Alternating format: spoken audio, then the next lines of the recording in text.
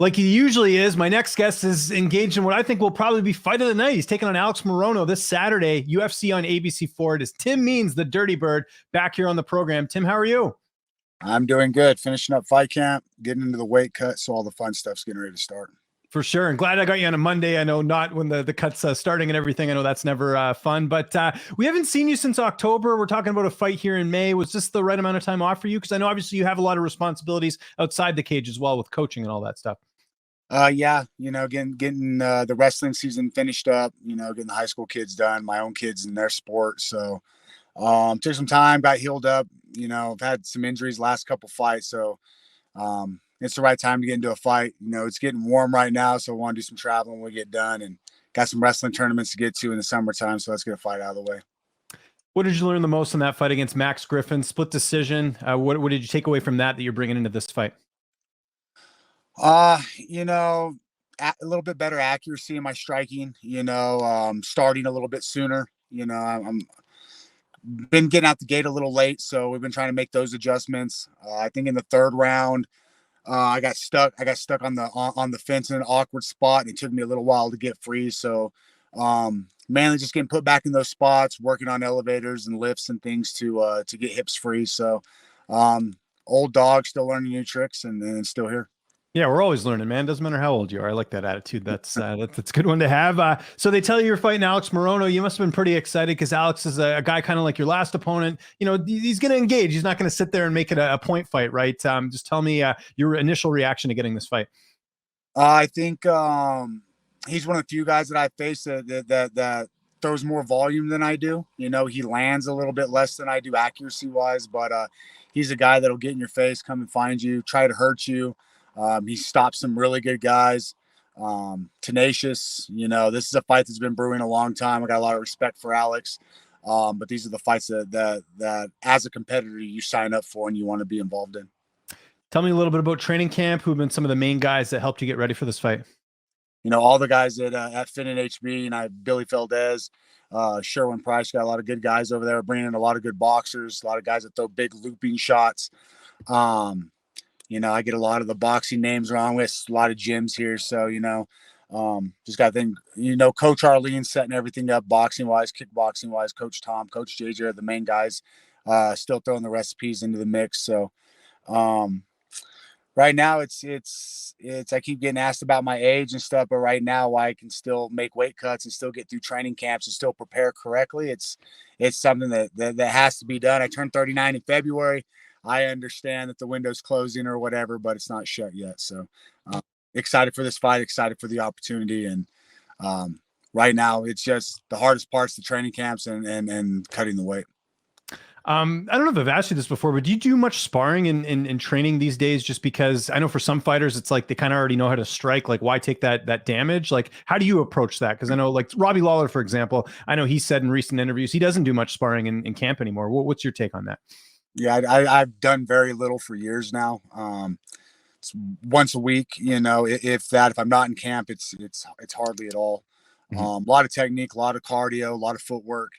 Mainly, we'll right now getting ready for camp or getting ready for this fight. We'll drill, then put it together in a live situation, see what's working, then go back to drilling again. So, we can take punches and know I can throw a punch and all that. Sometimes you just got to work on the timing, but a lot less free fights going on in the gym, and just a lot of preparation. How is the weight cut going? Fighting on Saturday, you seem like you're great, but like you said, it's going to take, a day or two and then you do the real cut, right? Yeah. On point where I'm normally at, showing up fight week. Almost identical to, last 25 weight cuts. So, oddly enough, I think my body knows as long as I'm not rolling off the couch trying to run into a fight on 5 days notice, the body kind of just goes into autopilot, stay hydrated, keep eating, keep the sweats up and just the metabolism. The body just kind of takes over from there. Last 2 days are shit, but you got to take some of the hard times with the good times. So can't complain. Things are still things are still going smoothly. So right now I look forward to what I'm going to eat after the fact. Yeah. Oh no, that's always the best part. After the fight, you get to enjoy a little bit of nice food and all that. When are you leaving for Charlotte? Are you leaving tomorrow or the next day, or when are you getting there? Yeah, I'll be at the airport at 6 a.m. tomorrow. So, it's not some of my funner times. If I'm getting up at that time, it's to hunt or go fishing or something. But it's for a good cause. It's kind of like hunting. Got somebody to go find real quick. So, just the airport's not fun at those times. I'll throw my ear pods in and take a nap. Yeah. No, you got to get those little naps in when you can. Who's making the trip with you? Who's coming with you for the fight as far as your corner? JJ will roll out with me on Thursday. Then my wife Brenda and Tom will be down. Tom, JJ and I leave tomorrow, and then Tom and Brenda will be down Thursday. How's this fight playing out on Saturday? Like I said, I think this is going to be fight of the night. Um, I think it's gonna be a violent fight. I don't think there's no other way to look. We're both very busy in the pocket. We're both very busy on our feet. We stuff takedowns really well, so I think this will be a fan friendly fight. And if you're buying tickets, I don't think you have anything to complain about. What's the latest with your contract? Do you have a couple fights left, or what's the status of that right now? Yeah, I think I have 2 fights left. Right now it's finishing up. It's finishing up what we have on the plate right now. Going from there, I see a lot of guys in my sport go a little too far on what they need to get done or what they've achieved or whatever. Right now I'm just going fight to fight. Just let my body do the talking right now. I'm in there with young guys, young wrestlers, strong guys. I'm still in the mix. So right now I just let my body do the talking and go from there. Yeah. How have you been able, like you sort of talked about it there that, at your age and everything, like you're still feeling great. Like you still feel like you can compete and get in there. What is it about like maybe your training or your diet or your recovery, like that has allowed you to still compete like this? Cause there's not, a ton of fighters like getting to their 40s that are still competing. I think it's been longevity for a long time. I've taken hard sparring out. We talked about it earlier, touched base on it. I took that out long time ago. It's very minimal when we're doing the hard sparring, recovery work, nutrition, hydration.